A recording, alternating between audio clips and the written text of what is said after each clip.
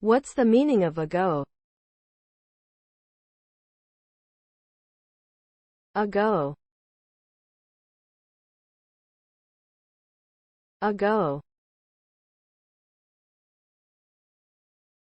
Ago.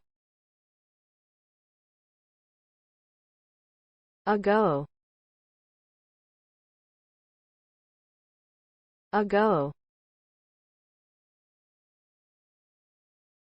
Ago is a word used to indicate how much time has passed since a certain event occurred. It is typically used in relation to the present moment, with the event being in the past. For example, if someone says, "I visited Paris 2 years ago," they mean that they visited Paris at some point in the past, specifically 2 years prior to the current moment.